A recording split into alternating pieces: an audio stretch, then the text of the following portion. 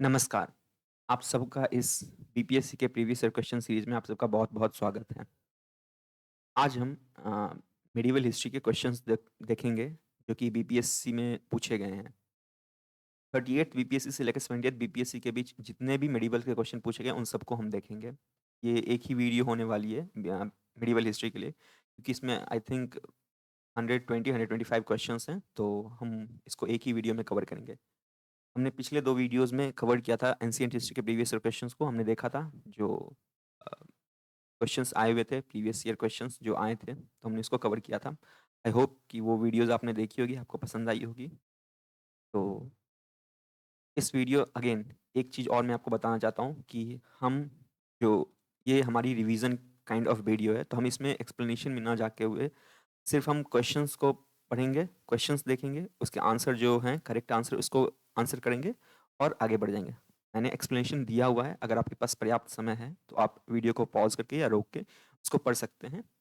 और अगर आप कहेंगे तो मैं जो इसका पीडीएफ है, उसको भी अवेलेबल करवा दूँगा नीचे लिंक देके। तो ठीक है फिर, चलिए शुरू करते हैं।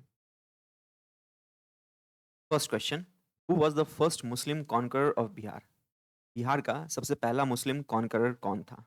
The correct answer is option C, Bakhtiyar Khilji was the first Muslim conqueror. Bakhtiyar Khilji था, ये फर्स्ट मुस्लिम कॉन्करर था बिहार का। The earliest description of Bakhtiyar Khilji's invasion of Bihar is in.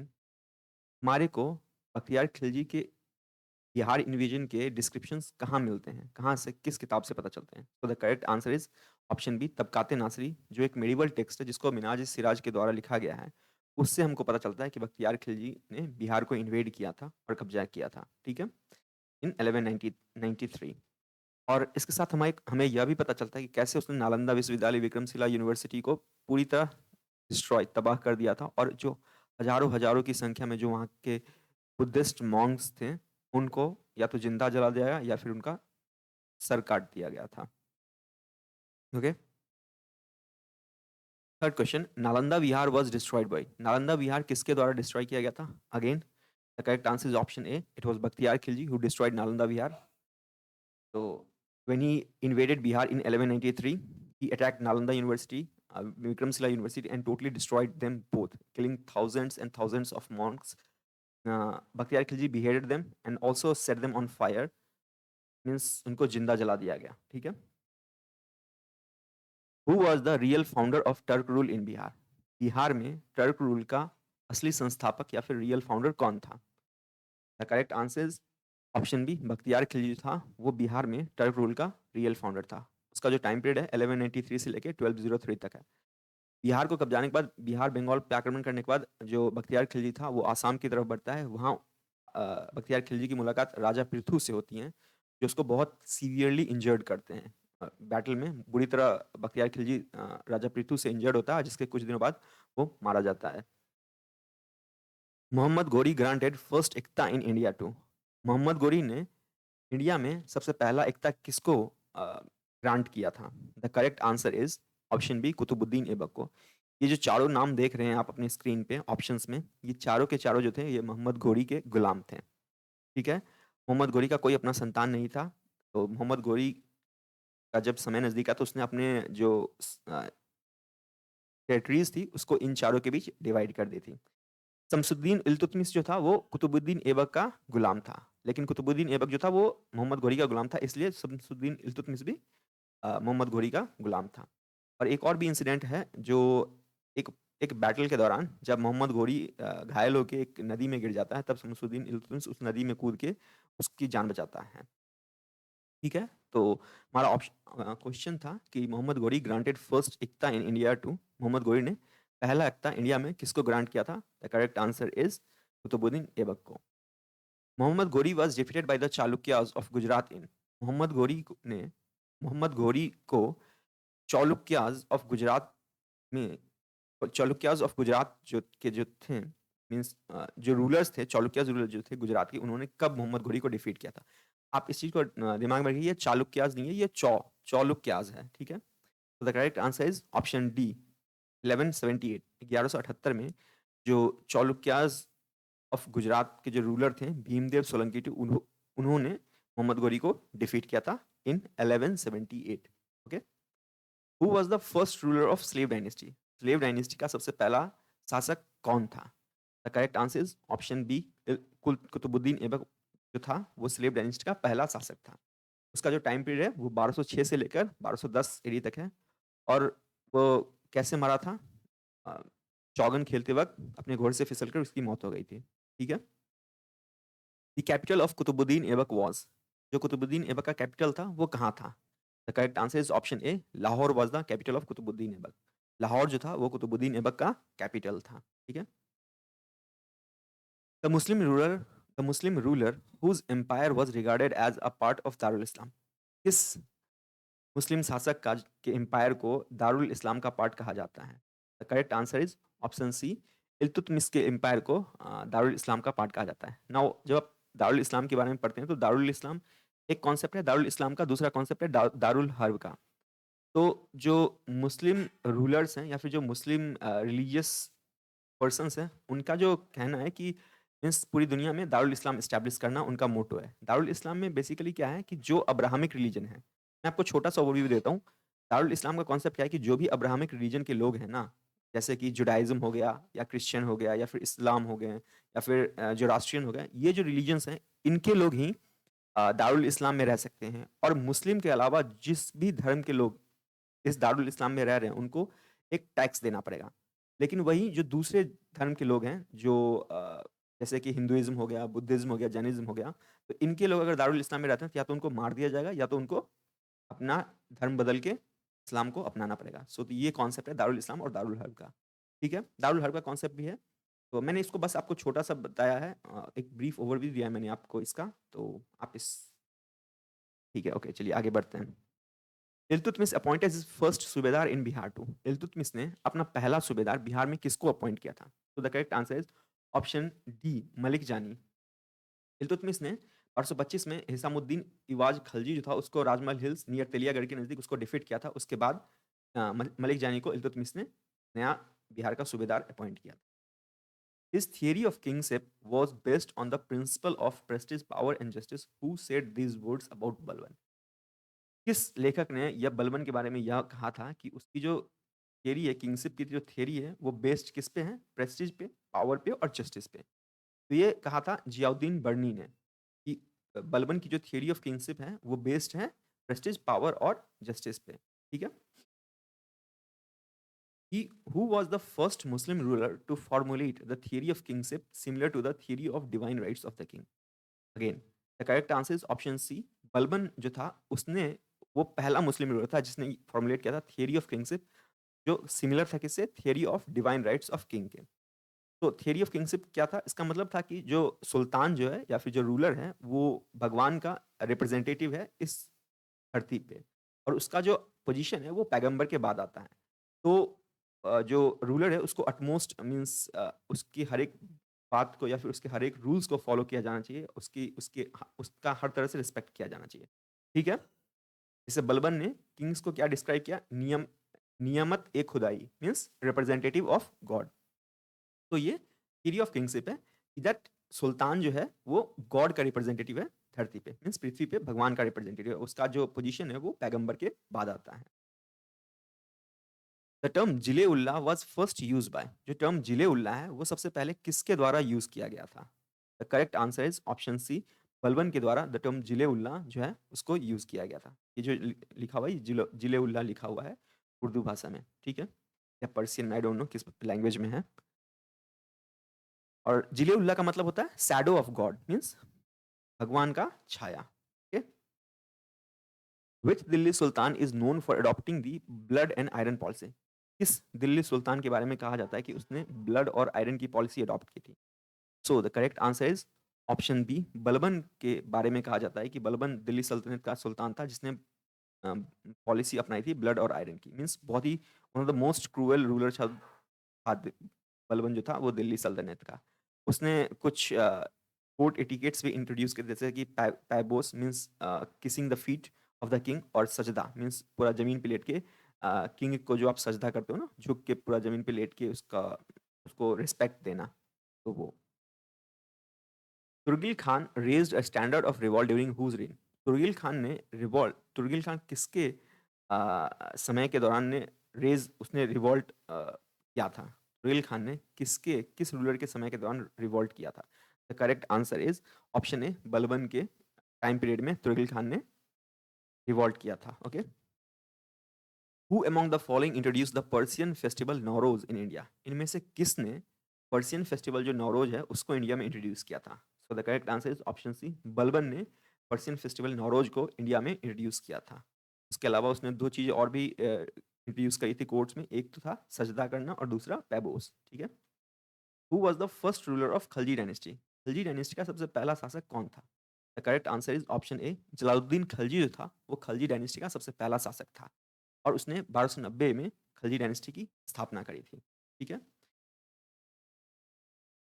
Thus, to Alauddin belongs the credit of being the first Turkish Sultan of Delhi to bring the church under the control of the state and to usher in factors that might make the state secular in theory. Who wrote these words?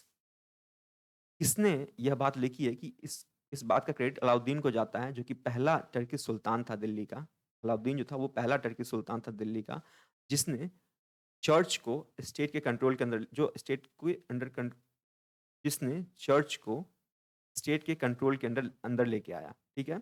और उसने यह बात अ, जाहिर किया कि जो state है वो सेक्युलर है इन थियरी।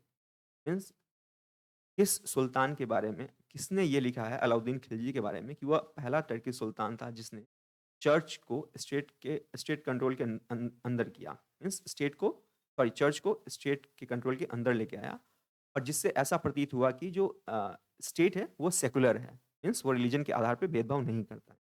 तो ये किसने लिखा है? ये लिखा है ऑप्शन सी, एल श्रीवास्तव जो है उन्होंने लिखा है इसके बारे में। ये जो इमेज आप देख रहे हो ये उस टाइम की इमेज है जब जलालुद्दीन खिलजी को अलाउद्दीन खिलजी ने ओवरथ्रो किया था और जलालुद्दीन खिलजी को मार दिया था। जो आप पोल से बंधे हुए एक इंसान को देख रहे हो ये जलालुद्दीन खिलजी है और on the right hand side बीच में जो बैठा हुआ है वो अलाउद्दीन खिलजी है। Okay. When he attained kingship, he was fully independent from rules and orders of Shariat, for which Sultan Barni made this statement. इस सुल्तान के बारे में जो जियाउद्दीन बर्नी था उसने यह स्टेटमेंट कही थी कि जब उसने राजशाही या राजा बना तो वो बिल्कुल ही आज़ाद था जो सरिया का रूल्स या ऑर्डर्स था उससे। तो the correct answer is option C, Alauddin Khilji के बारे में जियाउद्दीन बर्नी ने यह कमेंट किया था कि अलाउद्दीन खिलजी था वो स्टेट के गवर्नेंस को ज़्यादा प्रायोरिटी देता था rather देन रिलीजियस लॉ। जो सरिया के लॉज थे उससे कहीं ज़्यादा प्रायोरिटी उसने स्टेट के जो गवर्नेंस था उसको दिया था। ठीक है। Who was the ruler of Devagiri at the time of Alauddin Khilji's invasion? Devagiri का रूलर कौन था जब अलाउद्दीन खिलजी ने देवगिरी को इन्वेड किया था? The correct answer is option A, Ramchandra Dev जो था रामचंद्र देव जो थे वो देवगिरी के रूलर थे जब अलाउद्दीन खिलजी ने उसको इन्वेड किया था। Okay. Who among the army commanders of Alauddin Khilji died fighting against Mongol? इनमें से कौन सा अलाउद्दीन खिलजी का आर्मी कमांडर था जो मारा गया था मंगोल्स के खिलाफ लड़ते हुए? सो the correct answer is option ए, जफर खान जो था एक फिरोसियस कमांडर था, आर्मी कमांडर था जिसकी मृत्यु हो गई थी कब? मंगोल से लड़ते हुए। ठीक है। तो जफर खान जो था वो अलाउद्दीन खिलजी का आर्मी कमांडर था जिसकी मौत हो गई थी मंगोल से लड़ते हुए। Padmini is associated with Alauddin's conquest of Chittor. She was the wife of. Padmini जो हैं वो जुड़ी हुई हैं अलाउद्दीन ने जब चित्तौर फोर्ट पे कब्जा किया या चित्तौर को कब्जा किया उससे। तो वो किनकी पत्नी थी? पद्मिनी जो थी वो किनकी पत्नी थी? तो the correct answer is option D, Rana Ratan Singh की पत्नी थी पद्मिनी। आपने पद्मावत मूवी देखी होगी जिसमें शाहिद कपूर की पत्नी होती है दीपिका पादुकोण। तो पद्मिनी जो थी वो राणा रतन सिंह की पत्नी थी। ठीक है। और इस स्टोरी का मेंशन किया गया है पद्मावत में जिसको लिखा है मलिक मोहम्मद जायसी ने 1540 में। ड्यूरिंग द रिजीम ऑफ, आप यहाँ पे देख सकते हैं। ठीक है। Padmavat written by Malik Mohammad Jayasi in 1540 AD। During the regime of which sultan the khalisa land develop on a large scale? किस सुल्तान के समय के दौरान जो खलीसा लैंड था उसका बहुत लार्ज स्केल पे विकास हुआ, मीन्स बहुत बड़ी तरह खलीसा लैंड बनाया गया? तो the correct answer is option C, Alauddin Khilji के समय के दौरान जो खलीसा लैंड था उसका बहुत ज़्यादा डेवलपमेंट हुआ।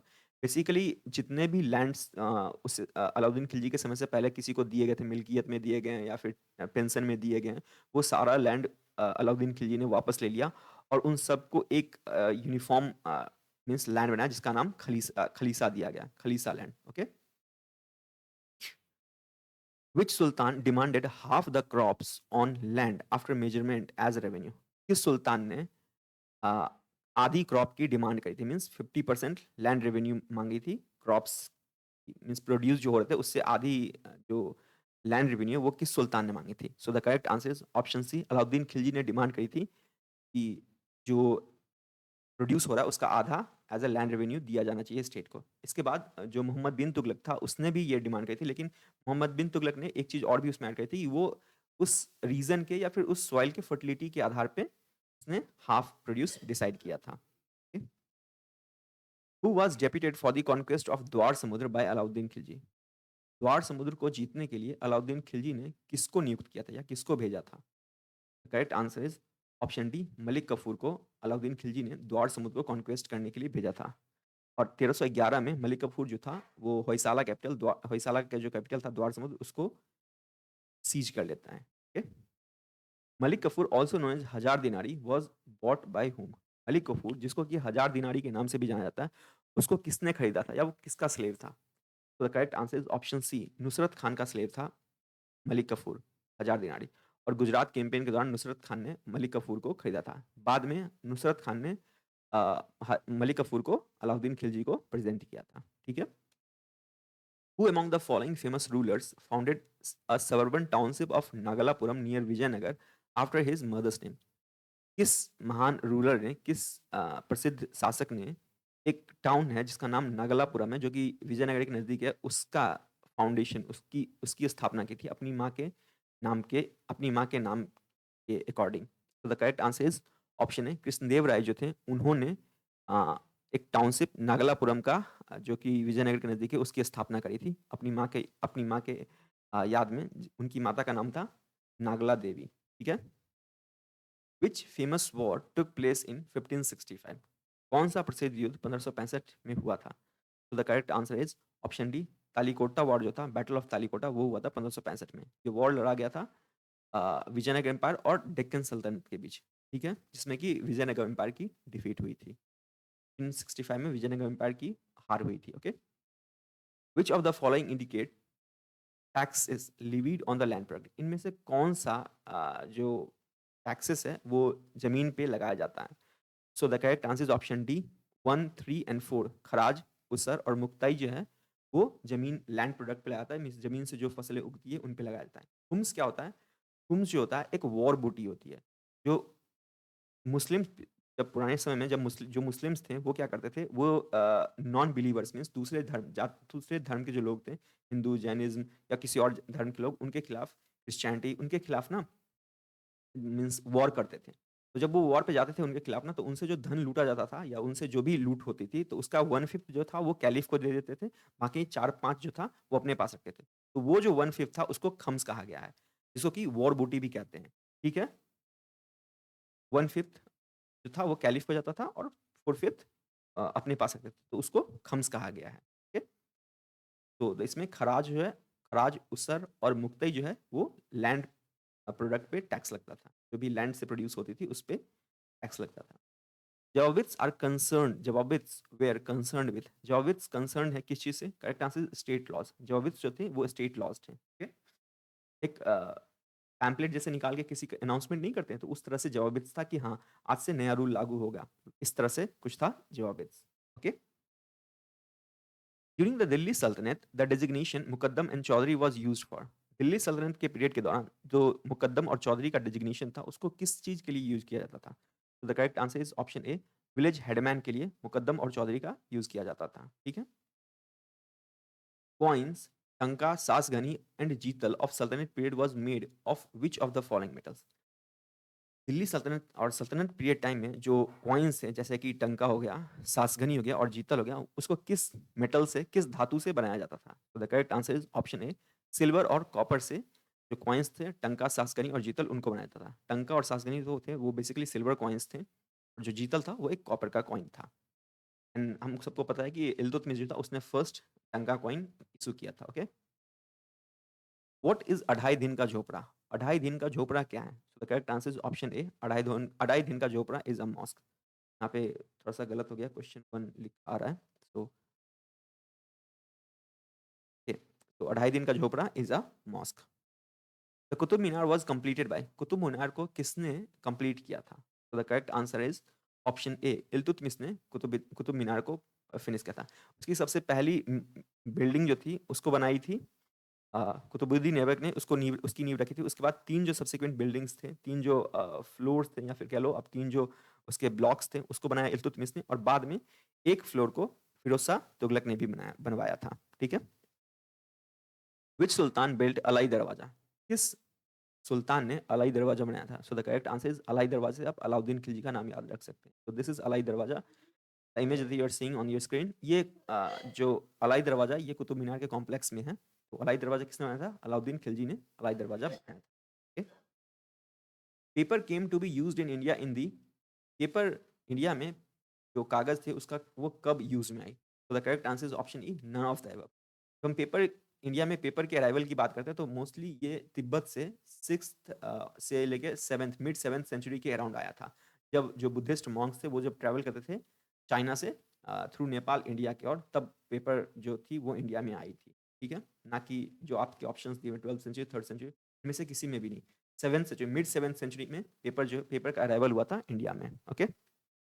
Who was the author of Tabaqat-i-Nasiri? Tabaqat-i-Nasiri के लेखक कौन हैं? किन्होंने तबकात-ए-नासरी को लिखा है? हमने ऊपर भी देखा तबकात-ए-नासरी से हमारे को क्या मिलते हैं कि कैसे बख्तियार खिलजी ने बिहार को इन्वेड किया था और कैसे उसने पूरी विक्रमशिला यूनिवर्सिटी, नालंदा यूनिवर्सिटी उन सबको डिस्ट्रॉय किया था। जो हज़ारों-हज़ारों की संख्या में जो मॉन्क्स थे उनको या तो जिंदा जला दिया गया या फिर उनका सर काट दिया गया था। So the correct answer is option C, Minhaj-us-Siraj. Okay? Minhaj-us-Siraj ने लिखा है Tabaqat-i-Nasiri. The account of Moroccan traveller Ibn Battuta is known as, Moroccan traveller जो इब्न बतूता था, उसके अकाउंट को किस नाम से जाना जाता है? The correct answer is Rihla. जो आप इमेज देख रहे हैं, ये रिहला का इमेज है। ये रिहला जो है, उसने रिहला किताब लिखी है। मोरक्कन ट्रैवलर इब्न बतूता जो था, उसने रिहला लिखा है। ओके? हू कंपोज्ड बारहमासा? बारहमासा किसने कंपोज़ किया है? तो the correct answer is option C, Malik Mohammad Jayasi ने बारहमासा लिखा है। मलिक मोहम्मद जायसी ने और भी किताब लिखी हैं, जैसे अखरावत, पद्मावत, आखिरी कलम। ये सारी टेक्स्ट जो हैं, ये पद्मावत में लिखा गया है। ये जो आप देख रहे हो, ये बारहमासा का एक पिक्चर है। ठीक है? बारहमासा से लिया गया है। Which great saint wrote the book Gyan Deepak? किस महान संत ने जो ज्ञान दीपक किताब है, वो लिखा था? द करेक्ट आंसर इज़ दरिया साहब जो थे, संत दरिया साहब, उन्होंने ज्ञान दीपक किताब का लिखा था। वो बिहार के रहने वाले थे और तो दैट्स इट। इसमें जो ऑप्शन है सलार मसूद गाजी, वो आर्मी था, आर्मी का हेड था, महमूद गजनवी की आर्मी का हेड था। Okay? Chachnama was translated to Persian by, Chachnama को पर्शियन में किसने ट्रांसलेट किया था? So the correct answer is option C, Mohammad Ali bin Abu Bakr Kufi. Mohammad Ali bin Abu Bakr Kufi ने चचनामा को पर्शियन में ट्रांसलेट किया था और चचनामा से हमारे को सिंध की हिस्ट्री जानने को मौका मिलता है। ठीक है?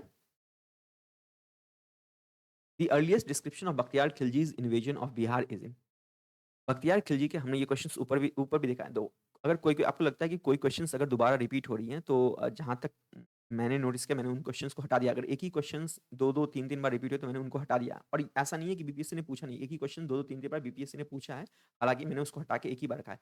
लेकिन अगर कोई सेम क्वेश्चंस को बीपीएससी ने दूसरे तरीके से पूछा है तो मैंने उसको रखा है, क्योंकि जब एक बार आप देख लेते हो ना तो चीज़ें आपको ज़्यादा देर तक रिमाइंड रहती है। और इमेज मैंने कोशिश करी है कि लगाई है इसलिए क्योंकि जब आप इमेज देखते हो ना तो वो आपके सबकॉन्शियस माइंड में कहीं न कहीं बैठ जाता है, जिससे कि आप उस चीज़ को ज़्यादा देर तक रिटेन कर पाते हो। Okay?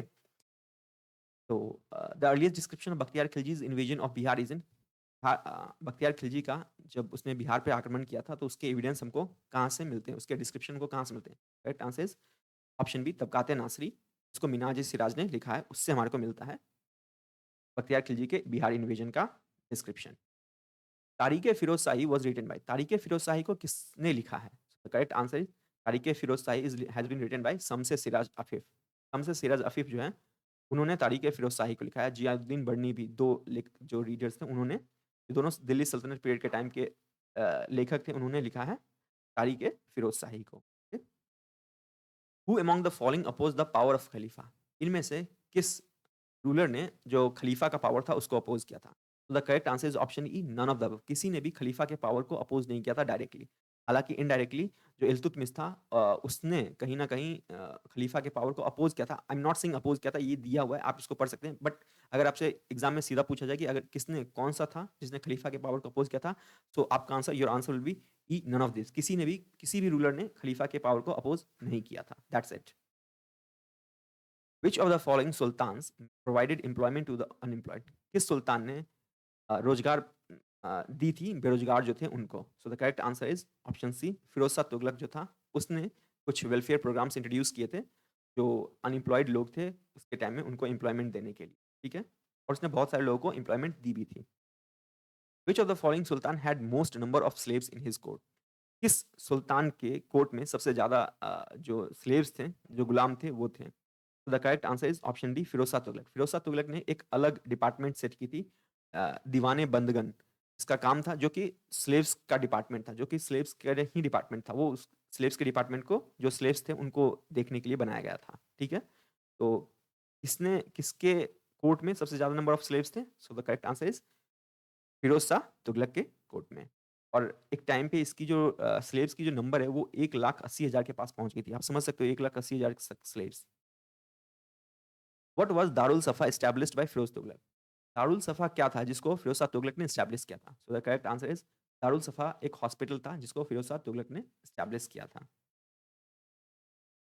Which of the following sultans of Delhi introduce measures for improving the quality of fruits? किस दिल्ली के सुल्तान ने कदम उठाए थे ताकि जो जो फल हैं उसकी क्वालिटी को इम्प्रूव किया जा सके, और मीन्स जो ऑर्चर्ड है, जो गार्डनिंग है, उसको बहुत बेहतर तरीके से किया जा सके? तो the correct answer is again B, Firoz Shah Tughlaq. Firoz Shah Tughlaq ने लगभग 12,000 नए ऑर्चर्ड्स प्लांट किए थे दिल्ली के नज़दीक में, और उसने 30 जो पुराने गार्डन से उसको भी रिस्टोर किया था अलाउद्दीन के टाइम का।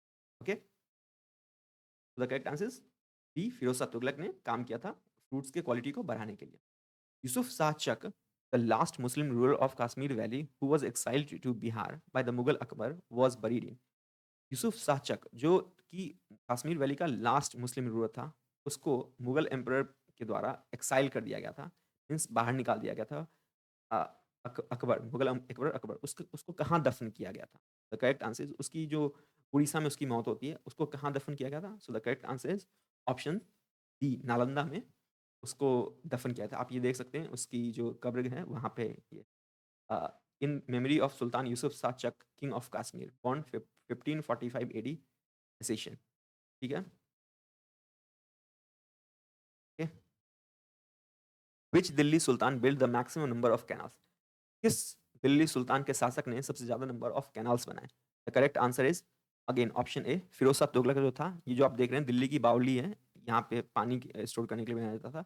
दिल्ली के सुल्तान ने मैक्सिमम नंबर ऑफ कनाल्स बनाए थे। ठीक है, आप जैसे सतलज से घग्गर तक 96 माइल्स का जो कनाल है, यमुना से हिसार, सिरमौर से हांसी, घग्गर से फिरोजाबाद, यमुना टू फिरोजाबाद, ये सारे जो कनाल्स हैं ये फिरोज शाह तुगलक ने कंस्ट्रक्ट करवाए थे। ओके, तो किसने सबसे ज्यादा number of, maximum number of canals construct करवाए थे? The correct answer will be Firoz Shah Tughlaq. Which of the following dynasties ruled over India after the invasion of Timur? Timur के भारत में इन्वेड करने के बाद, भारत पर आक्रमण करने के बाद किस डायनेस्टी ने भारत पर शासन किया था? So the correct answer is option B, Sayyid dynasty, जिसका समय काल 1414 से लेकर 1451 तक था। इन्वेजन के, तिमूर के इन्वेजन के बाद सैयद डायनेस्टी ने इंडिया पे रूल किया था। और इनको सैयद डायनेस्टी के लोगों को कुला दरान भी बोला जाता है, क्योंकि ये ना एक बहुत अलग तरह की टोपी पहनते थे, कुला दरान बोला जाता है। आपसे अगर एग्जाम में पूछे तो पूछ सकता है कि कुला दरान जो थे उनको किसको, इनको कुला दरान कहा जाता है? तो जो सैयद डायनेस्टी के रूलर थे उनको कुला दरान बोला जाता है। Okay, which of the following sultan founded a town where now stand Agra? किस सुल्तान ने एक शहर का स्थापना किया था जिसको आज हम आगरा के नाम से जानते हैं? तो the correct answer is option D, Sikandar Lodi जो था उसने आगरा टाउन की स्थापना करी थी। बहलोल लोदी का तीसरा बेटा था, और उसने जो जो दिल्ली सल्तनत की जो थ्रोन है उस पे 17 जुलाई 1489 को उसने दिल्ली सल्तनत पे के सिंहासन पे बैठा था वो। ठीक है, वो अपने पोएट्री के लिए भी काफी फेमस था, और उसने कविताएँ लिखी थी Gulrukhi under pen name of Gulrukhi. और एक और उसने मेजरिंग यूनिट इंट्रोड्यूस की थी गज-ए-सिकंदरी। एक मेजरिंग यूनिट भी उसने इंट्रोड्यूस किया था जिसका नाम था गज-ए-सिकंदरी, ठीक है? Who was the founder of Bahmani kingdom? Bahmani kingdom का संस्थापक कौन था? So the correct answer is Alauddin Hasan जो था, वो बहामी किंगडम का फाउंडर था, जिसको कि अलाउद्दीन हसन गंगू के नाम से भी बुलाया जाता है और उसने दिल्ली सल्तनत के अगेंस्ट रिवॉल्ट की थी। तो 1347 में जो उसने था बहामी किंगडम को फाउंड किया था। ठीक है? Sheikh Bahauddin Zakariya belong to which sect? Sheikh Bahauddin Zakariya जो थे वो किस सेक्ट से आते थे? तो the correct answer is option A Suhrawardi order जो था शेख बहाउद्दीन जकारिया जो थे वो सूरावर्दी सेक्ट से आते थे। ठीक है? A common feature to all bhakti saint was that they A. Compose their verses in the language understood by their followers. So the correct answer is a common feature of all Bhakti saint was that जो जितने भी भक्ति Saint थे उन सबका एक common feature था वो क्या था? तो the correct answer is option ए वो ये था कि वो जो अपने कविता या कहानियां या जो भी कुछ लिखते थे बोलते थे वो सारा कॉमन मीन्स ऐसे लैंग्वेज में होता था जो उनके फॉलोअर्स से के द्वारा आसानी से समझा जा सकता था। तो ये सबसे कॉमन था हर एक भक्ति सेंट्स के। ये जो आपको आप अपने इमेज पे देख रहे हो ये सारे मेडिवल भक्ति सेंट्स हैं। लाल देव जिनको लल्ला देव भी कहा जाता है ये कश्मीर में थी, रामानंदा, नरसिम्हा मेहता, रविदास, सूरदास और दादू दयाल, ठीक है?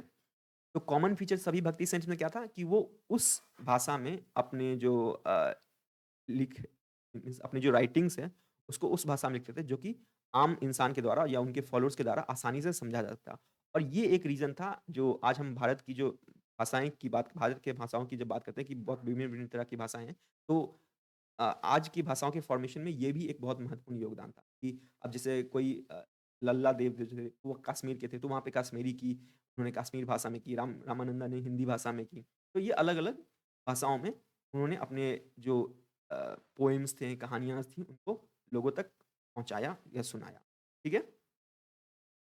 Nathpanthis, Siddhas and yogis made devotional religion popular in Nathpanthi, Siddhas और योगीज़ थे, उन्होंने डिवोशनल रिलीजन को पॉपुलर किया था कहाँ? किस क्षेत्र में? The correct answer is option A, north India में उन्होंने भक्ति डिवोशनल मीन्स भक्ति रिलीजन को पॉपुलर किया था। ठीक है? Which of the following Sufi orders was founded in Bihar? इनमें से कौन-सा सूफी ऑर्डर को बिहार में फाउंड किया गया था या बिहार में उसकी स्थापना की गई थी या बिहार में खोजा गया था? खोजा नहीं गया था, बिहार में उसकी स्थापना की गई थी। The correct answer is option B Firdausia जो ऑर्डर है, फिरदौसिया ऑर्डर को बिहार में एस्टेब्लिश किया गया था और इसके प्रोमिनेंट सूफी शेख जो थे, वो कौन थे? सरफुद्दीन याहा मनेरी, ठीक है? सरफुद्दीन याहा मनेरी जो थे फिरदौसिया ऑर्डर के one of the prominent Sufi saint थे और फिरदौसिया को बिहार में एस्टैब्लिश किया गया था। फिरदौसिया सेक्ट और फिरदौसिया ऑर्डर को बिहार में एस्टैब्लिश किया। Who was the founder of the Mughal dynasty in India? Mughal dynasty के संस्थापक इंडिया में कौन था? किसने मुगल डायनेस्टी की स्थापना की थी? Correct answer is option D Babur जो था, उसने मुगल डायनेस्टी की नींव रखी थी। ठीक है? मैंने इमेज दे रखी है, आप इसका टाइमलाइन को देख सकते हैं। Okay? The main reason for Babur's victory in the battle of Panipat was Panipat के युद्ध में बाबर की जीत का कारण सबसे प्रमुख कारण क्या था? तो the correct answer is option be his skilled warfare. तो पानीपत के युद्ध में बाबर के पास बहुत कम सैनिक थे कंपेयर टू इब्राहिम लोदी, ठीक है? लेकिन फिर भी जो उसकी जो अ, लड़ाई करने युद्ध करने की जो तकनीकें थी वो इतनी एडवांस थी कि बाबर ने बहुत आसानी से नॉट आसानी से बट बाबर ने इब्राहिम लोदी को बैटल ऑफ पानीपत में हरा दिया था, ठीक है?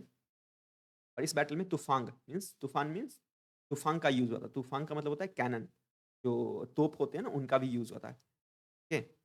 तो तूफान वाज़ यूज़्ड। आप याद कर लीजिएगा नाम, तूफान का मतलब होता है कैनन जो गोला फेंकता है, तोप जिसको बोलते हैं। Consider the following statements, the arrival of Babur in India led to Babur के आने के साथ पहला introduction of gun powder in the subcontinent. Babur के आने के साथ इंडिया में क्या-क्या आया? पहला है introduction of gun powder in the subcontinent, दूसरा introduction of arch and dome in the region's architecture, तीसरा establishment of Timurid dynasty in the region and चौथा introduction of cannons in warfare. तो the correct answer is option C 3 and 4 only. Gun powder का introduction बहुत पहले ही हो गया था, 11th से 12th सेंचुरी के बीच में गन पाउडर को आता जब ट्रेड किया करते थे हम यूरोपियंस के साथ, ओके? जो यूरोपियंस जो थे तभी उनके साथ जो हम ट्रेड करते थे, रोमेनिया तभी मतलब रोमन्स जो लोग थे उनके साथ जब ट्रेड करते तभी गन पाउडर का अराइवल हुआ था। उसके बाद आर्च और डोम का रीजन्स में मीन्स अराइवल नहीं हुआ था। सो तिमोरी डायनेस्टी की एस्टैब्लिशमेंट की गई थी बाबर के साथ, और अगेन कैनन्स का यूज़ हुआ था वॉरफेयर में। मैंने बताया कि तूफांग जो था, कैनन्स को तूफांग बोलते थे, TUFANG, तूफांग, तो उसका यूज़ हुआ था, ठीक है? Who among these rulers divided his troops into units of 200, 250, 250, 250 and 500? इनमें से किस शासक ने अपने ट्रूप्स को 200, 250 या 500 के ग्रुप्स में डिवाइड किया था? So the correct answer is option E, more than one of the. तो ये बेसिकली ये जो डिवीजन था, या तो ये जो इस्टेब्लिशमेंट था अपने जो ट्रूप्स थे उनको डिवाइड करने का, ये शेरशाह सूरी के टाइम किया गया होगा, जो कि इस्लाम शाह के टाइम भी, जो उसका बेटा था उसके टाइम भी कंटिन्यू रहा। मीन्स अगर आप रूलर्स को देखो, शेरशाह सूरी एक one of the most prominent ruler था जो बहुत दूर तक देख सकता था। मीन्स उसकी जो विजन थी, means not actually vision, means वो ना बहुत दूरदर्शी रूलर था। मीन्स उसने काफ़ी बढ़िया प्लान्स थे उसके, जो उसकी जो वॉर को कैरी आउट करने की स्ट्रैटेजी थी, या फिर जो गवर्नेंस की स्ट्रैटेजी थी, वो बहुत ही ज़्यादा बेहतर थी, ठीक है? When Humayun invaded Chunar fort for the first time, Humayun ने चुनार फोर्ट को सबसे पहली बार किस किस समय इन्वेड किया था? तो the correct answer is option ए, 1532 में हुमायूं ने चुनार फोर्ट को सबसे पहले इन्वेड किया था, और इसको 4 महीने तक सीज करके रखा था। जिसके बाद शेर खान जो थे, जो शेर शाह सूट जो थे, उन्होंने हुमायूं की जो सुपरमेसी उसको एक्सेप्ट किया था, ठीक है? Who among the following has constructed mausoleum for his emperor husband? इनमें से किसने अपने जो हस्बैंड थे, जो राजा सुल्तान एम्परर हस्बैंड थे, उसके लिए मौसोलियम कंस्ट्रक्ट किया था? तो the correct answer is option B, Haji Begum जो थी उसने अपने एम्परर हुमायूं के लिए मसोलियम कंस्ट्रक्ट की थी, टॉम जिसको बोलते हैं हुमायूं टॉम, और बहुत ही दिल्ली में है, काफ़ी बढ़िया, मीन्स काफ़ी खूबसूरत है, लेकिन है तो आखिर कब्र कब्र ही। तो हाजी बेगम ने अपने हस्बैंड हुमायूं के लिए मसोलियम को कंस्ट्रक्ट किया था, ओके? तो the correct answer is Haji Begum. Who among the following made an offer to Humayun that he would surrender Bihar and pay an annual tribute of rupees of 10 lakh dinars if he was allowed to retain Bengal? किसने यह हुमायूं को यह offer दी थी कि वह बिहार को surrender कर देगा और 10 लाख जो दिनार से वो हर साल पे करेगा अगर उसको बंगाल अपने पास रखने की इजाज़त दी जाए तो? The correct answer is option B, Sher Khan जो थे उन्होंने ये ऑफर किया था मुगल एम्परर हुमायूं को। हुमायूं जो था उसको शेर खान ने ये ऑफर दिया था कि प्लीज़ आप हमारे पास बंगाल को रिटेन रहने दीजिए, इसके अलावा हम बिहार सरेंडर करेंगे, और इसके अलावा 10 लाख जो दिनार्स हैं वो भी एनुअली हुमायूं को दिया जाता। बट हुमायूं ने ये ऑफर डिक्लाइन कर दिया था, okay? Arrange properly as per dates of 4 important battles fought by Humayun, the names of battle fields are given below. ये जो 4 बैटल हैं जो हुमायूं ने लड़े थे, इनके नाम हैं, हमारे को इनको अरेंज करना है करेक्टली। तो correct answer is option B, Deora, Chausa, Kannauj और सरहिंद, ठीक है? तो बैटल ऑफ देवरा कब लड़ा गया था? इन 1532 बैटल ऑफ देवरा देवरा लड़ा गया था। उसके बाद बैटल ऑफ चौसा लड़ा गया था 1539 में, 26 जून 1539। फिर बैटल ऑफ कन्नौज 1540, उसके बाद बैटल ऑफ सरहिंद 1555, जिसके बाद वापस से हुमायूं ने दिल्ली सल्तनत पे कब्जा किया, या फिर जो दिल्ली की जो रूल थी उसने वापस से कब्जा ली थी, ठीक है? आप पढ़ सकते हैं। मैं ज़्यादा डिटेल में नहीं जा रहा हूँ क्योंकि हमारे पास समय कम है। तो यह एक रिवीजन वीडियो है, तो मैं इसलिए बोल के आपको बताऊँ ताकि वो चीज़ें आंसर आपको याद हो जाए, या फिर आपके दिमाग में कहीं न कहीं आप सुनेंगे इसको तो सबकॉन्शियस माइंड में आपके रह जाएगी कि हाँ, okay, this was the correct answer. So जो पहला सबसे बैटल लड़ा गया था बैटल ऑफ देवरा 1532 में, फिर बैटल ऑफ चौसा 1539 में, फिर कन्नौज 1540 में, और फिर सरहंद बैटल 1555 में। ठीक है? Which of the following rulers at first assumed the title of हजरत आला आफ्टर सुल्तान? किस शासक ने हजरत आला का टाइटल एज्यूम किया था सुल्तान के बाद? मीन्स किस शासक ने हजरत आला का टाइटल एज्यूम किया था? तो the correct answer is Sher Shah Suri. Sher Shah Suri, Suri नहीं होना चाहिए, लेकिन शेर शेर शाह सूर है। सूरी अगर आप यूपीएससी के एग्जाम में लिखते हैं तो गलत हो जाता है, तो शेर शाह सूर ही मोस्टली करेक्ट है। तो हालांकि बीपीएससी ने दिया है, आई डोंट नो, जो भी है। है तो है। तो शेरशाह सूर जो था उसने एज्यूम किया था टाइटल हज़रत आला का, ठीक है?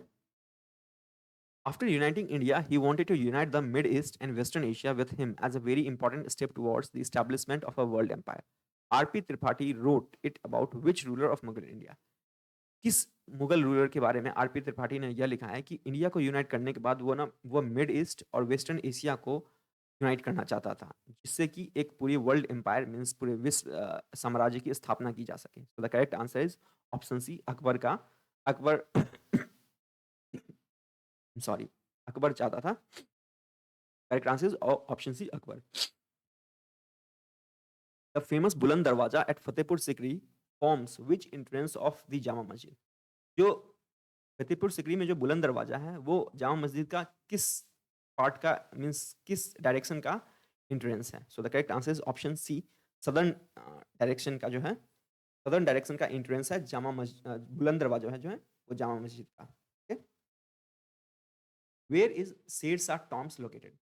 शेरशाह की जो शेरशाह का जो टॉम्ब है वो कहाँ पे लोकेटेड है? करेक्ट आंसर इज आसाराम में जो है शेरशाह का टॉम्ब लोकेटेड, ठीक है? Where was the battle?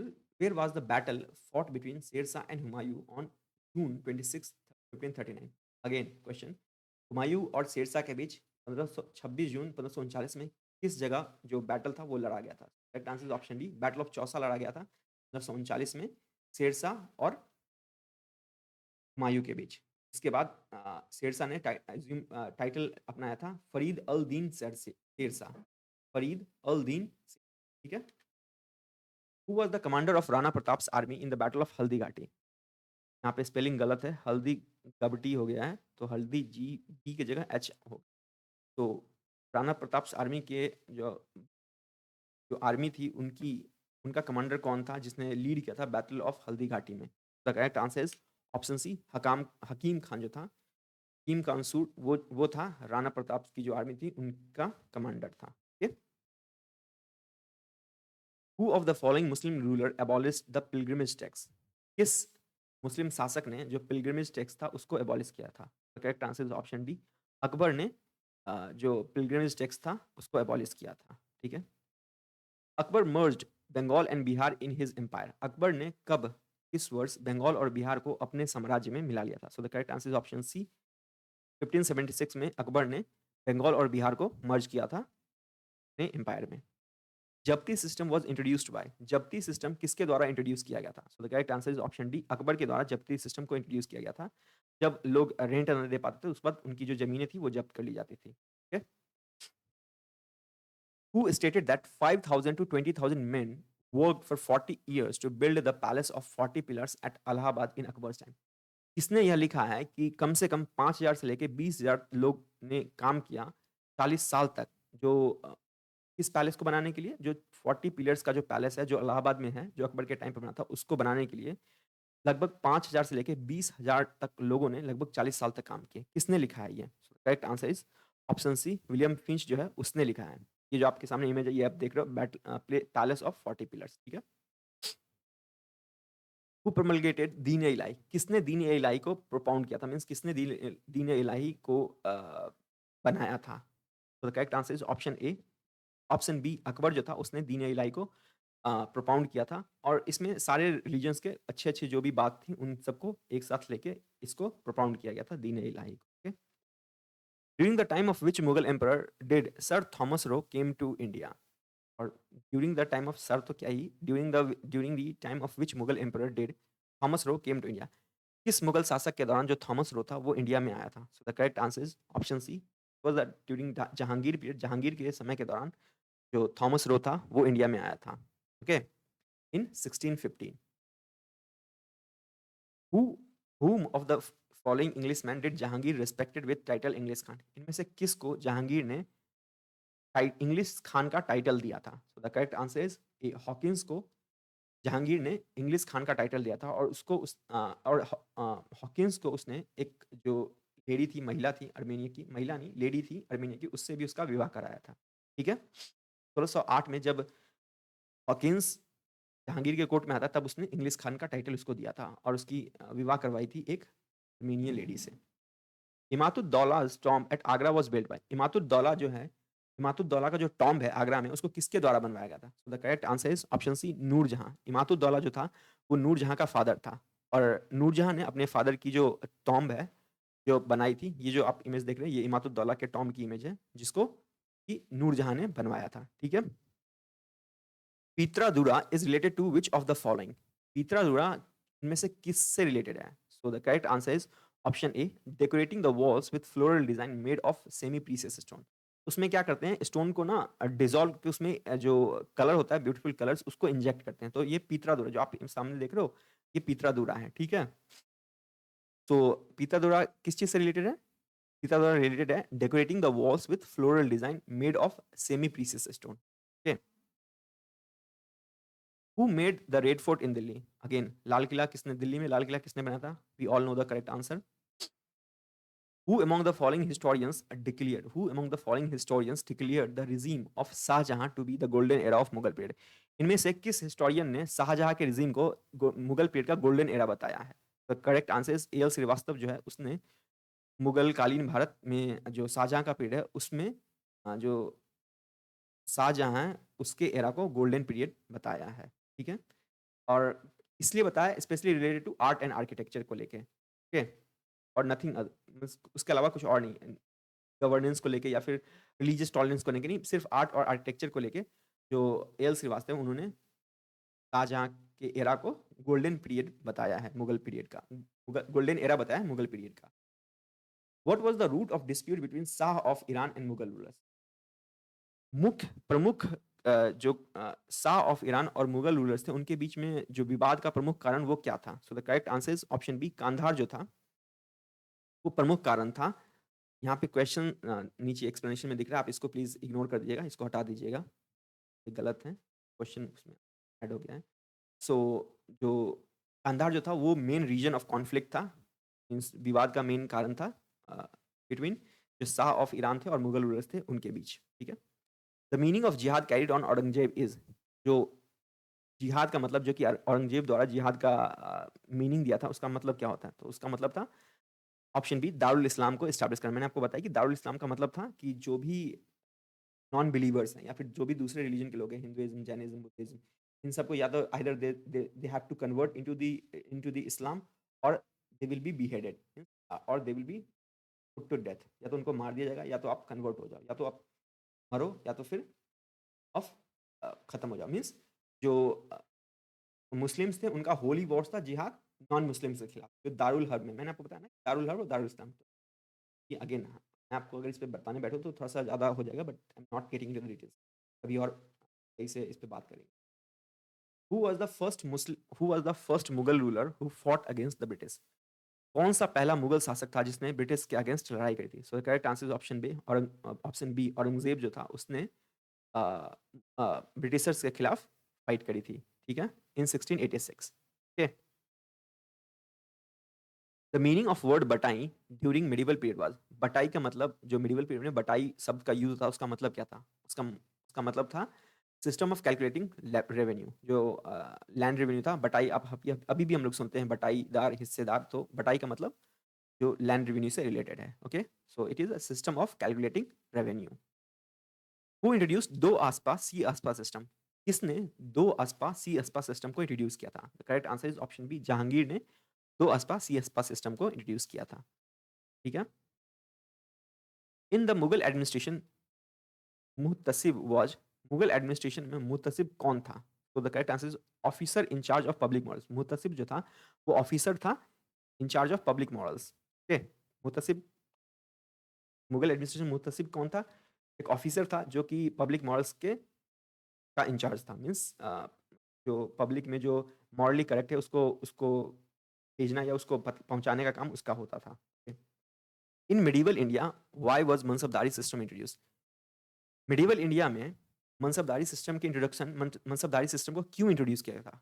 इसका कारण क्या था? तो the correct answer is option D ensuring the clean administration. मनसबदारी system का इंट्रोड्यूस किया था ताकि एडमिनिस्ट्रेशन को जो उसको बेहतर और क्लीन किया जा सके। ठीक है। मदद ए मास इंडिकेट्स इन मुगल एडमिनिस्ट्रेशन। मदद ए मास जो टर्म है इसका यूज हुआ है मुगल एडमिनिस्ट्रेशन में, ये किस चीज को डिनोट करता था? So the correct answer is option B, it is a वो एक ज़मीन का टुकड़ा था जिसको कि जो बहुत पढ़े-लिखे लोग थे जैसे सूफ़ी सेंट्स थे उनको दिया जाता था as a rent free means उसपे कोई टैक्स नहीं लगता था। तो madad-i-maash was given for the religious beliefs means किसी भी धार्मिक कारणों से जो सूफ़ीज़ थे या फिर कोई रिलीजियस हैपनिंग्स होती थी उसके लिए लैंड को जो दिया जाता था उसको हम बोलते हैं मदद-ए-मास, ठीक है? In Mughal administration the chief qazi was Mughal administration में चीफ काज़ी कौन था? तो चीफ काज़ी जो था वो चीफ जस्टिस था। मुगल एडमिनिस्ट्रेशन में चीफ काज़ी जो था वो चीफ जस्टिस था, ठीक है? और वो चीफ काज़ी काज़ी उल कुज़ुबत कुज़त को बोला जाता था। चीफ काज़ी को काज़ी उल कुज़त भी बोला जाता था, ठीक है? Which Mughal ruler established karkhanas for painting? किस मुस्लिम शासक ने पेंटिंग के लिए कारखाना को एस्टैब्लिश किया था? So the correct answer is option B Akbar ने अ अ, पेंटिंग कारखानाज़ को एस्टैब्लिश किया था, ठीक है? Who did illustrate Dastan Dastan-e Amir Hamza? किसने दस्तान-ए आमिर हमजा को इलस्ट्रेट किया है मीन्स उसकी चित्रकारी बनाई है? सो द करेक्ट आंसर इसमें जो है, इसमें एक आंसर नहीं है, इसमें जो दास्तान-ए हमजा का जो काम है, वो काफ़ी दिनों तक चला मीन्स ऑलमोस्ट 15 साल तक चला, तो इसमें काफ़ी सारे जो पेंटर्स हैं, उनका बहुत ज़्यादा कॉन्ट्रिब्यूशन है। ये जो आप इमेज देख रहे हैं, ये दस्तान-ए आमिर हमजा से एक पेंटिंग ली गई है। तो उसमें मीर सैयद अली भी इन्वॉल्व थे, अब्दुस समद भी इन्वॉल्व थे और उसके अलावा 50 आर्टिस्ट थे, उन्होंने मिलके दस्तान-ए-आमिर हमजा को कंप्लीट किया था। Okay? European paintings were introduced in the court of European paintings को किसके कोर्ट में, किस मुगल एम्परर के कोर्ट में इंट्रोड्यूस किया गया था? So the correct answer is option B Akbar के कोर्ट में सबसे पहली बार जो यूरोपियन पेंटिंग्स थे उनको इंट्रोड्यूस किया गया था, ठीक है? Daswant and Basawan Basawan famous painters were courtier of Mughal emperor. जो दसवंत और बसावन थे बहुत प्रमुख चित्रकार थे, वो किस मुगल एम्परर के कोर्टियर थे मीन्स किस मुगल एम्परर के कोर्ट में रहा करते थे? तो the correct answer is option ए अकबर के कोर्ट में दसवंत और दसावंत जो थे, जैसे भी आप प्रोनाउंस करें, दसवंत और बसावन जो थे वो मुगल एम्परर अकबर के कोर्ट में थे। इसके अलावा बहुत सारे और भी पेंटर्स थे और Abul Fazl had listed 15 outstanding painters in his text. जैसे एन ए अकबरी में उसने 15 अलग-अलग मतलब काफ़ी जो प्रोमिनेंट चित्रकार थे उनके नाम को मेंशन किया, जैसे दसवंत थे, बसावन थे, केशव लाल थे, मुकुंद, मिस्किन, मधेश, जगन, ये आप सारे नाम हैं, इनको याद करने की ज़रूरत नहीं है। बट आप दसवंत और बसावन जो आए हुए क्वेश्चंस हैं उनको हम कैरी कर लेते हैं। Mughal Mughal painting reached it's zenith under Mughal painting किसके शासन के समय में अपने पीक पे थी? मुगल मुगल चित्रकारी जो थी किसके शासन के दौरान अपने पीक पे मीन्स अपने सबसे हाईएस्ट पोजीशन पे पहुंची थी? So the correct answer is Jahangir. Jahangir के टाइम में मुगल पेंटिंग्स जो अपने जेनिथ पे पहुंची थी, अपने चरम पे पहुंची थी। हु रोट हुमायूं नामा? हुमायूं नामा को किसने लिखा है? So the correct answer is Gulbadan Begum ने हुमायूं नामा को लिखा है अकबर के रिक्वेस्ट पे, ठीक है? Okay. Tabaqat-e-Akbari, which has been sometimes considered more reliable than Abul Fazl's Akbarnama, was written by. तबकात-ए-अकबरी जिसको कि अबुल फजल के अकबरनामा से कहीं ज़्यादा मीन्स रिलायबल भरोसेमंद माना जाता है, उसको किसने लिखा है? So the correct answer is option B Nizamuddin Ahmad जो थे उन्होंने लिखा है। ख्वाजा निज़ामुद्दीन अहमद ने लिखा है तबकात-ए-अकबरी को, ठीक है? अ गुलबदन बेगम ने हुमायूँनामा लिखा है और अ, अब्दुल हमीद लाहौरी ने बादशाहनामा को लिखा है, ठीक है? Ain i Akbari was written by Ain i Akbari किसके द्वारा लिखा गया है? So the correct answer is B Abul Fazal के द्वारा एन ए अकबरी को लिखा गया है, ठीक है? आप एक बार इसको वापस से देख सकते हैं। तबकात-ए-अकबरी को लिखा है किसने? तबकात-ए-अकबरी को लिखा है ख्वाजा निज़ामुद्दीन अहमद ने। अकबरनामा लिखा है अबुल फज़ल ने और एन ए अकबरी भी लिखा है अबुल फज़ल ने, ठीक है? Futuhat Alamgiri was written by Futuhat Alamgiri को किसने लिखा है? Correct answer is option A Ishwardas Nagar ने फुतूत आलमगीरी को लिखा है। ओके?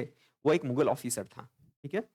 फुतूत आलमगीरी को अ, लिखा है ईश्वरदास नागर ने। In which language Tuzuk Baburi written? किस भाषा में तुजुक बाबरी को लिखा गया था? So the correct answer is option C Turkish में। बाबर जो था ओरिजिनल टर्किश था, तो उसने अपने ही भाषा में तुजुक बाबरी मीन्स ऑटोबायोग्राफी, बाबर का ऑटोबायोग्राफी था तुजुक बाबरी, तो उसने टर्किश रूल में मीन्स टर्किश भाषा में लिखा है तुजुक बाबरी को। Okay? In which of the following battles are the main opponents not correctly stated? इनमें से किस युद्ध में जो ओपोनेंट्स हैं उनको करेक्टली सही से मैच नहीं किया गया? So the correct answer is option C, second battle of Panipat में टीपू सुल्तान और मराठा नहीं लड़े थे। ओके, तो option C is not correct. Which sultan was reputed to be the Akbar of Kashmir? किस सुल्तान को कश्मीर का अकबर बताया जाता है? So the correct answer is Sultan डी जैनुल अब्दीन को अकबर कश्मीर का अकबर बताया जाता है। उसका जो जैनुल अब्दीन के जो फादर थे, सुल्तान जैनुल अब्दीन जो थे, उनके फादर जो थे सिकंदर, वो बहुत ही ज़्यादा एक मतलब बहुत ही क्रूर शासक था। उसके टाइम में जो भी दूसरे रिलीजन के लोग थे उनको भगा दिया जाता है कश्मीर से, और जो भी टेम्पल्स थे, स्टैच्यूज थे जो गॉड गॉडेसेस की, उनको बहुत रहता था, इसलिए उसका नाम बुत सिकन पड़ता है। बुत सिकन जो था वो कश्मीर का सुल्तान था, सिकंदर, सुल्तान सिकंदर को बुत सिकन कहा जाता है। और उनका बेटा था सुल्तान जैनुल अब्दीन, जिन्होंने वापस से जो भी हिंदूज या जो भी अदर दूसरे रिलीजन के लोग गए थे उनको वापस वो कश्मीर में बुलाता है, और बहुत अच्छे मतलब बहुत अच्छा ट्रीट करते हैं वो उसको, सारे लोगों को। तो इसलिए अपनी रिलीजियस पॉलिसीज मीन्स अपनी liberal policies, liberal religious policies के कारण जो सुल्तान जैनुल अब्दीन थे उनको अकबर ऑफ कश्मीर कहा जाता है। ठीक है। Which among the following ports was called Babul Makkah, Gate of Makkah during the Mughal period? किस पोर्ट को बाबुल मक्का या मक्का का द्वार कहा जाता था मुगल काल के दौरान? So the correct answer is option B, Surat को गेटवे ऑफ मक्का या बाबुल मक्का कहा जाता था। मक्का द्वार, गेटवे ऑफ मक्का, जो भी आप कह सकते हैं, मक्का बारी। ठीक है।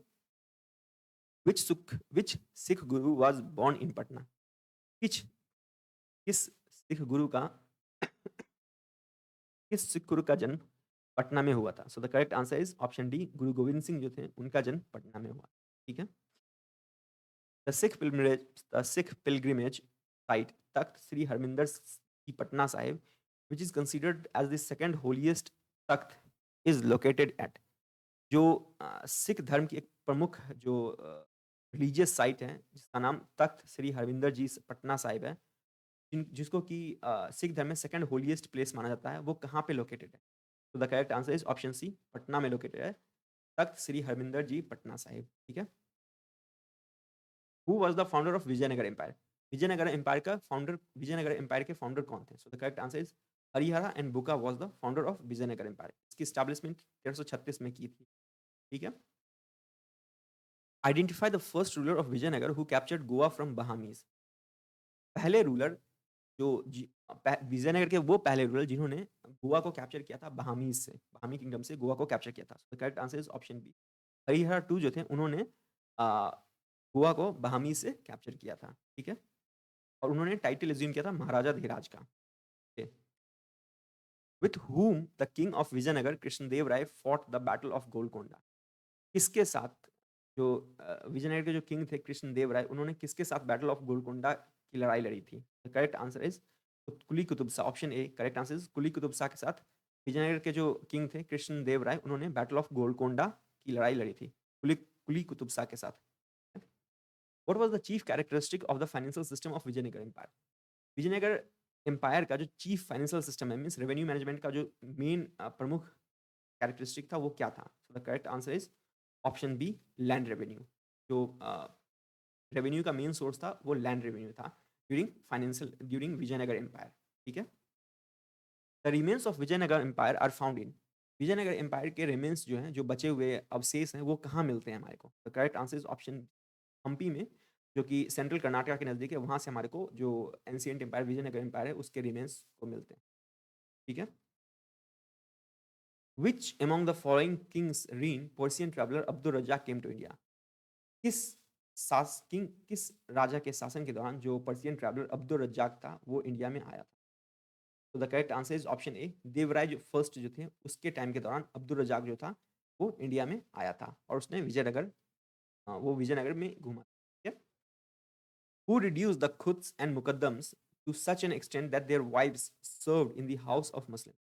किसने खुद्स और मुकद्दम्स जो है उनको इस तरह तक मींस रिड्यूस, उनकी जो पोजीशन थी, उनकी जो पावर थी, उसको इस तरह से रिड्यूस कर दिया था, या उनकी जो फाइनेंशियल पावर भी थी उसको भी इस तरह तक रिड्यूस कर दिया था कि जो उनकी बीवियां थी, अब फिर उनके जो बच्चे थे, उनको मुस्लिम्स की हाउस में काम करना पड़ता था। तो the correct answer is option B, Alauddin Khilji जो था उसने ऐसा किया था। जो उसने बहुत हेवी टैक्सेस इम्पोज किए थे जो खुद्स और मुकद्दम्स थे उस पे भी। Who started public distribution system in सल्तनत पीरियड? किसने पब्लिक डिस्ट्रीब्यूशन सिस्टम स्टार्ट किया था सल्तनत पीरियड के दौरान? So the correct answer is option A, Alauddin Khilji ने पब्लिक डिस्ट्रीब्यूशन सिस्टम को इनिशिएट किया था। ठीक है। Where was the capital of Shivaji? Maharaja जो हमारे शिवाजी महाराज थे उनका कैपिटल कहाँ था? So the correct answer is option A, Raigad जो था वहाँ पे छत्रपति शिवाजी महाराज का कैपिटल था। छत्रपति शिवाजी महाराज को 1674 में कोरोनेट किया गया था। ठीक है। Ashtapradhan was helping in administration of which ruler? Ashtapradhan जो था, अष्टप्रधान जो थे वो किस शासक के एडमिनिस्ट्रेशन में हेल्प करते थे? मीन्स अष्टप्रधान किस शासक ने बनाया था उन मीन्स जो एडमिनिस्ट्रेशन है उसको बहुत अच्छे तरीके से गवर्न करने के लिए। तो the correct answer is option D, Shivaji जो थे छत्रपति शिवाजी महाराज उनके समय में अष्टप्रधान का फॉर्मेशन हुआ था बेटर एडमिनिस्ट्रेशन को मैनेज करने के लिए। ठीक है। Match the following in the context of Ashtapradhan system of Maratha rulers. तो हमारे पे यहाँ पे कुछ नाम दिए गए हैं, तो हमारे को इनको मैच करना है। तो सचिव जो थे वो क्या थे? सचिव थे इंचार्ज ऑफ कॉरस्पॉन्डेंस। पेशवा जो थे वो प्राइम मिनिस्टर थे। समंत जो थे वो फॉरेन मिनिस्टर थे। और जो हमारे अमात्य थे वो फाइनेंस मिनिस्टर थे। ठीक है। अष्टप्रधान एक 8 मिनिस्टर का एक काउंसिल था जो कि छत्रपति शिवाजी महाराज की एडमिनिस्ट्रेशन में हेल्प करता था। Who established Ashtapradhan? Again the correct answer is option D, Chhatrapati Shivaji Maharaj. Ashtapradhan जो था, Ashtapradhan was a council of minister of in Maratha administration. Option C is the correct. Ashtapradhan जो थे था वो मराठा एडमिनिस्ट्रेशन का पार्ट था। Saranjami system was related to? Saranjami system जो था वो किससे रिलेटेड था? So the correct answer is option A, land revenue system of Maratha. सरंजमी जो था वो लैंड रेवेन्यू था मराठा टाइम पीरियड के दौरान। Okay. Who was the last Mughal emperor to sit on Mayur Singhasan? कौन सा अंतिम शासक था जो मयूर सिंहासन पर बैठा था? Correct answer is Mohammad Shah. इसका टाइम पीरियड 1719 से लेकर 1747 तक वो लास्ट रूलर था जिसने मयूर सिंहासन, जिसको कि तख्त ए तौस बोला जाता था, उस पर बैठा था, जिसमें 1739 में नादिर से अटैक करता है, जिसके बाद वो मयूर सिंहासन को लेके जाता है, साथ कोहिनूर को भी लेके जाता है। Which of the following Mughal emperors was not allowed to enter into Delhi by वजीर गजीउद्दीन? किस मुगल शासक को दिल्ली में प्रवेश करने की प्रवेश करने का परमिशन नहीं था? उसके वजीर के द्वारा, गजीउद्दीन के द्वारा किस मुगल शासक को दिल्ली में आना मना था? तो the correct answer is option B, Shah Alam two. Shah Alam two जो था उसको उसको मना था। ठीक है। Which year did Ali Gauhar's Bihar campaign in? किस साल में अली गौहर्स का बिहार कैंपेन खत्म हुआ? The correct answer is option D, 1759 में। अली गौहर जो था वो नाम था शाह आलम टू का। पहला नाम अली गौहर था, उसने बाद में जब उसने अपना नाम, टाइटल उसने शाह आलम टू रखा था। ठीक है। In which year Alivardi appointed in which year was Alivardi appointed the deputy governor of Bihar? किस साल में अलीवर्दी को बिहार का डेप्यूटी गवर्नर बनाया गया था? So the correct answer is option D, 1733। 1733 में अलीवर्दी खान जो था उसको बंगाल का गवर्नर बनाया गया था। ठीक है। It was said about Mughal emperor Bahadur Shah Zafar that the extent of his empire was? Mughal emperor Bahadur Shah Zafar जो था उसके बारे में कहा जाता है कि जो उसका जो एम्पायर था उसका जो एक्सटेंशन था वो कहाँ से कहाँ तक था? तो the correct answer is Palam to Delhi. जो बहादुर शाह जफर था, ये जो आई एम सॉरी, ये जो